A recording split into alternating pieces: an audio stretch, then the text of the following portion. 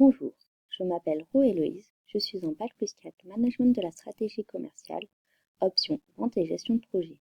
Aujourd'hui, je vais vous parler d'un phénomène intergénérationnel au cœur des entreprises. Mon rapport de recherche a été dirigé par Madame Debizet-Joël et ma tutrice, Madame Bouveron-Béatrice. J'ai effectué mon alternance dans l'enseigne Intermarché, enseigne alimentaire du groupement des Mousquetaires. Intermarché représente 2389 points de vente en Europe, donc 1885 points de vente en France, soit près d'un chiffre d'affaires de 25,5 milliards d'euros et pas moins de 146 000 collaborateurs dans tout le groupement. Intermarché est sur le marché de la grande distribution française, où sont présents 7 enseignes principales sur ce marché qui représentent 230 milliards d'euros de chiffre d'affaires et 636 200 collaborateurs. Le marché de la grande distribution est un des marchés le plus importants en France. Le leader sur ce marché est Leclerc, avec 21% des parts de marché, suivi de Carrefour, avec 20,7% des parts de marché. Intermarché est le troisième, avec 14,4% des parts de marché, suivi de Casino, Auchan, Super U et Lidl. Qui dit un marché aussi important dit qu'il est influencé par un environnement, avec des facteurs politiques, tels que les départs à la retraite repoussés et les normes de plus en plus drastiques, ou encore par des facteurs économiques, avec la baisse du pouvoir d'achat ou la montée de digitalisation avec la montée du e-commerce. Ces facteurs influent sur l'entreprise, avec une diminution des ventes et des conflits intergénérationnels, ce qui évidemment influe aussi sur des facteurs sociaux, tels que des climats sociaux tendus et de nombreux turnovers. Je ne vous cache pas que les facteurs sociaux influent énormément sur les facteurs politiques. De ce fait, l'environnement tourne en boucle. La structure d'Intermarché est assez atypique parce que les clients d'Intermarché, donc les propriétaires des points de vente, sont aussi à la fois les patrons et responsables du groupement. Donc, ce sont les adhérents. De ce fait, Intermarché a aussi une structure assez classique et hiérarchique avec des paliers et une structure géographique, avec un directeur France et des directeurs par région par la suite. D'un point de vue masse salariale, Intermarché doit faire face à des climats sociaux tendus, dus à des plans sociaux dans certaines bases obsolètes, comme par exemple la base de Miribel où je travaille. Ce qui influe et fait des turnovers importants, surtout chez les jeunes cadres, et des difficultés de recrutement. Aujourd'hui, Intermarché n'est plus une entreprise très attractive. Il y a aussi des hausses des accidents du travail et des équipes et des conflits intergénérationnels. Une logistique intégrée. Une logistique intégrée, c'est quoi? Une logistique intégrée, c'est que l'ensemble de la chaîne de distribution et a le même propriétaire, soit Intermarché, donc par les fournisseurs, avec Agro Mousquetaires, les bases logistiques, Intermarché, qui font la réception, le stockage, la préparation de commandes et le chargement, envoyés par transporteur ERT au point de vente de l'enseigne. Donc cette logistique intégrée est vraiment un atout pour nous. Ça nous permet d'avoir une stratégie de différenciation parce que nous sommes les seuls sur ce marché à utiliser une telle logistique. De plus, ça nous permet une meilleure traçabilité, un meilleur développement produit, dû que nos fournisseurs sont en interne, on en avance par rapport à nos concurrents quand on veut développer un nouveau produit. Une meilleure gestion de la qualité et bien sûr une meilleure gestion des contrôles des coûts. Donc, dû à ce diagnostic, nous avons établi un saut de croisée, où là nous remarquons que la force d'Intermarché, c'est que c'est le troisième distributeur français. Également, sa force, c'est sa logistique intégrée, qui lui permet vraiment de gérer ses coûts, gérer sa qualité. Par la suite, en faiblesse, Intermarché, il y a la montée du e-commerce qu'il n'a pas anticipé, qu'il n'est pas très fort sur ce domaine. Mais malgré tout, Intermarché a réussi à faire une augmentation de son chiffre d'affaires de 0,7%, malgré la baisse du pouvoir d'achat, ce qui est très bien. De plus, Intermarché va devoir faire attention aux normes de plus en plus drastiques, à l'augmentation des coûts du transport et au vieillissement de la population. Dû à ce diagnostic et ce saut, nous avons établi 3 problèmes principaux pour cette enseigne. Le premier, la digitalisation, où là, Intermarché est vraiment en retard par rapport à ses concurrents. Des projets sont en lancement pour se servir des nouvelles technologies, mais cela ne rattrape pas tout et on est vraiment en retard. Le deuxième problème d'évolution, c'est les normes, qui sont d'hygiène et de sécurité, qui n'ont pas été assez anticipées, et de ce fait, on tombe dans des bases qui deviennent obsolètes. Et il y a des constructions de bases, dont des déménagements, ce qui crée des plans sociaux, ce qui influe aussi sur le troisième fait, sociaux, où là, il y a un vieillissement de la masse salariale et des conflits intergénérationnels. Donc j'ai choisi ce troisième point pour ma revue de littérature, parce que c'est le seul point qui n'a pas encore été traité par le groupement.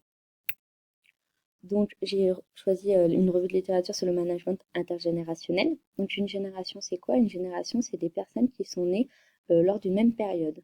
Donc il y a la génération baby boomer, née entre 1945 et 1965. Eux sont caractérisés de leaders nés, avec une forte conscience professionnelle.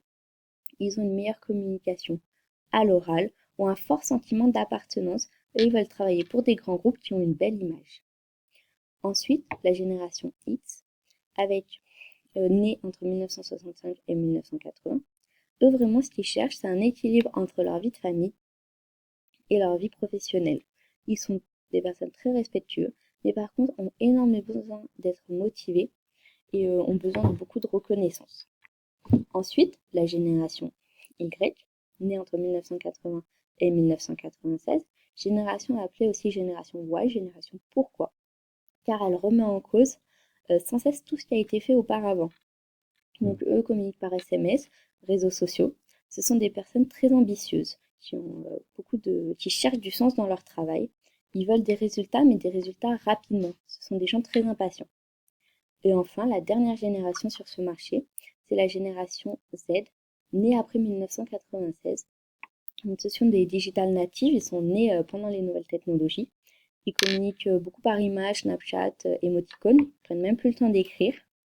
Ce sont des personnes par contre très réactives grâce aux nouvelles technologies, ils sont connectés perpétuellement à leur travail.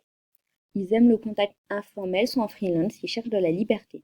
Eux, ils veulent travailler pour des startups ou être auto-entrepreneurs. Qui dit caractéristiques différentes dit point de vue de relations différentes. Et par exemple, sur les relations hiérarchiques qui sont plus définies pour des générations baby boomers, vraiment qui cherchent de la structure. Les baby boomers, eux, ils veulent travailler dans un cadre très structuré où ils savent qui est leur patron, le niveau hiérarchique. Alors que ça ne convient plus du tout aux générations X qui, eux, cherchent vraiment à être sur un même pied d'égalité, cherchent des relations contractuelles. Enfin, les relations partenariales type équipe-projet, eux conviennent très bien à des générations juniors, Z ou Y, qui là, peu importe le point de vue hiérarchique, le niveau hiérarchique, le but est de faire avancer le projet dans un sens commun pour que ça profite à l'entreprise. Caractéristiques, relations différentes, dit aussi motivation différente.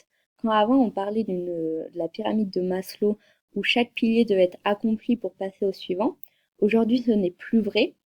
Bien sûr, le pilier physiologique est complété pour chacune des générations, mais par exemple une génération senior qui a besoin d'appartenance, beaucoup d'estime, n'a moins besoin de sécurité ou de se réaliser. Alors qu'à contrario, une génération X a plus besoin de sécurité, de se réaliser et d'estime aussi.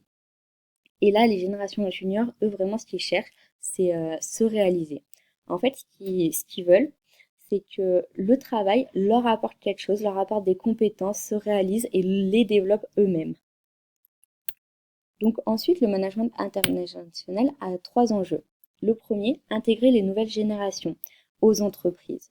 Donc les 2 nouvelles générations sont des générations très différentes de leurs prédécesseurs. Donc de ce fait, c'est assez compliqué de les intégrer, mais c'est très important pour arriver ensuite à gérer une équipe composée de 4 générations.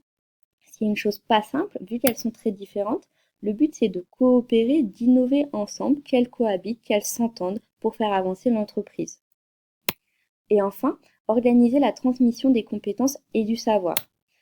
Pour optimiser l'intelligence collective, on sait que les seniors vont partir de l'entreprise, que les juniors vont prendre leur place. C'est très important que le savoir reste dans l'entreprise. Donc de ce fait, ça a amené à une problématique.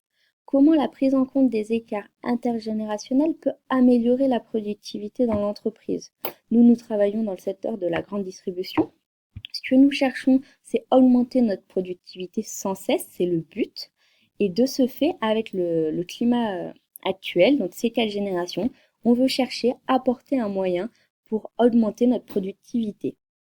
Donc de ce fait, nous avons établi 3 pistes d'hypothèse. La première, le tutorat.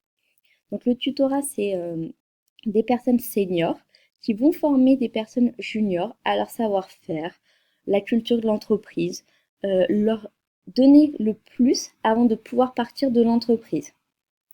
Ensuite, il y a aussi le tutorat inversé, où là c'est l'inverse, c'est une personne junior qui va former une personne senior, par exemple aux nouvelles technologies, aux formations, et ça les permet d'avancer et ne pas se laisser dépasser par le monde d'aujourd'hui. Ensuite, il y aurait aussi l'alternance, où là c'est un junior qui continue ses études, mais pendant son processus d'apprentissage, il serait formaté, formé aux entreprises pour que dès la sortie des écoles, il soit déjà plus productif et qu'il soit déjà opérationnel. Donc, ces 3 hypothèses vont être travaillées l'année prochaine lors de mon bac+5, où elles seront mises en pratique.